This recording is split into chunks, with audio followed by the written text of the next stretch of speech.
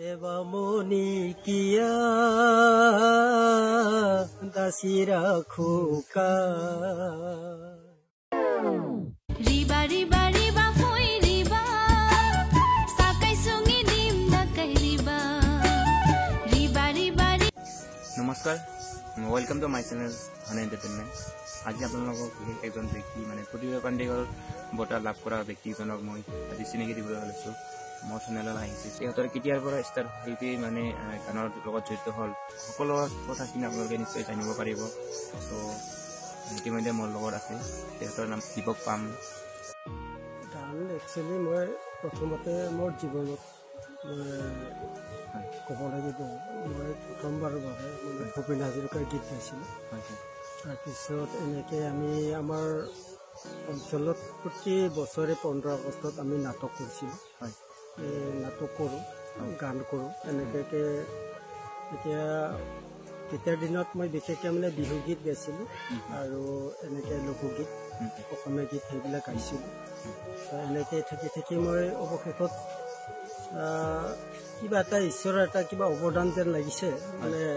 86ত আমাৰ চৰকাৰীভাৱে দুধনৈত সাংস্কৃতিক কৰ্মশালা হৈছে ৰাভা ছেকশ্যনত। সেই ৰাভা ছেকশ্যনত ময়ো নাম লগাইছোঁ। ইণ্টাৰভিউ এখনত পাছ হ'লোঁ। মই 3 মাহ তাত কৰ্মশালা পাতিলোঁ। তেনেকৈ তাতে মোৰ নতুন এটা জীৱন মই লাভ কৰিছোঁ। এইকাৰণে মই গীত গাইছোঁ যদি মোৰ কণ্ঠটো কেনেকুৱা মই নাপাইছিলোঁ, কিন্তু সেই ট্ৰেইনিঙত শেষত আমাৰ এটা সৰুকৈ এটা প্ৰীতিভোজন প্লাছ গীতৰ এটা আয়োজন হয়। তাতে মই গীত গাইছিলোঁ আৰু গীত গাই পিছত এম্প্লিফায়াৰ ৰেকৰ্ডাৰ হয় গীত এম্প্লিফায়াৰটো। তাৰপিছত সেই গীতকে পিছত আমাক শুনাইছিল আৰু তেতিয়া মোৰ এটা অনুভৱ জাগি উঠিল যে মোৰ নিজৰ কণ্ঠকে সুমধুৰ লাগিল। ইমান ধুনীয়া কণ্ঠ, ভাল লাগিল। তেতিয়াৰ পৰা মোৰ এটা মনৰ প্ৰতিজ্ঞা হ'ল যে মই দেচোন ভাল এজন গায়ক হ'ব পাৰে। ভাবিলোঁ আৰু তেতিয়াৰ পৰাই মই ভাবিলোঁ ঠিকে আছে, মই এতিয়া গায়ক হোৱাৰ এটা কল্পনা ল'ম। আৰু তেতিয়াৰ পৰা এতিয়া মই জীৱনত যিমানবিলাক গীত গাই আছোঁ, মই নিজৰ গীতে গাই আছোঁ। এতিয়া আগতে অসমীয়াটো মই বেলেগৰো গাইছিলোঁ। এতিয়া ৰাভাত যেতিয়া মই আহিলোঁ 86ৰ পৰা, তেতিয়া মই 86ত মই যেতিয়া 3 মাহ ট্ৰেইনিং আছিল, তেতিয়া মই মোৰ জীৱনৰ দ্বিতীয় গীত সেয়া হ'ল তেবামনি কিয়া। আৰু তাৰ প্ৰথম তেবামনি কিয়া গীত এনেকুৱা: তেবামনি কিয়া দাসী ৰাখোকা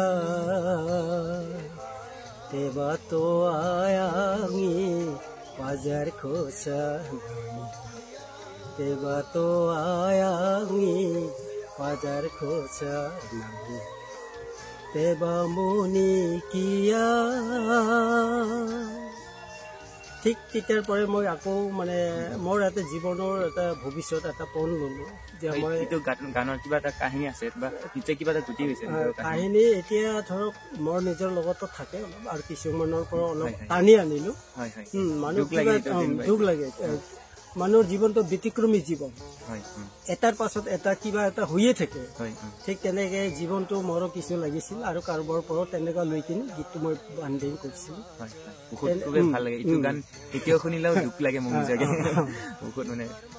তাৰপিছত মই আৰম্ভ কৰিলোঁ এতিয়া বিশেষকৈ ৰাভাসকলৰ সচেতন গীত।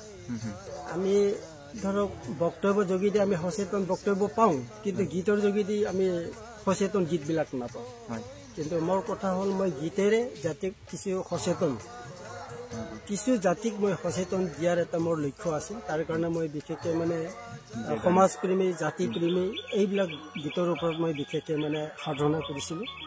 আৰু সাধনাৰ ফলত ৰাইজে আজি ৰাভা সমাজে যথেষ্ট মোক আদৰি লৈছে। তাৰ কাৰণে মোৰ জীৱনৰ এটা সাৰ্থক হোৱা বুলি মই ক'ব লাগিব। মোৰ কাৰণেও বহুত আজি আপোনালোকক লগ পাই খুবেই আনন্দিত, আৰু এইখিনি কথাই আপোনাক জানিব পাৰিম। আৰু নিশ্চয় আপোনালোকে চাই থব শেষলৈকে বহুতখিনি কথা ইয়াৰ পৰা জানিব পাৰিব, শিকিব পাৰিব নিশ্চয় আপোনালোকে। আৰু কৈ দিয়া। তাৰপিছত এনেকুৱা মোৰ এটা কথা আছিল, মই যেতিয়া 86ৰ পৰা যেতিয়া গীতৰ সাধনা যেতিয়া হাতত লওঁ, মই তেতিয়াৰ পৰাই অধ্যয়নৰ সাধনা লওঁ।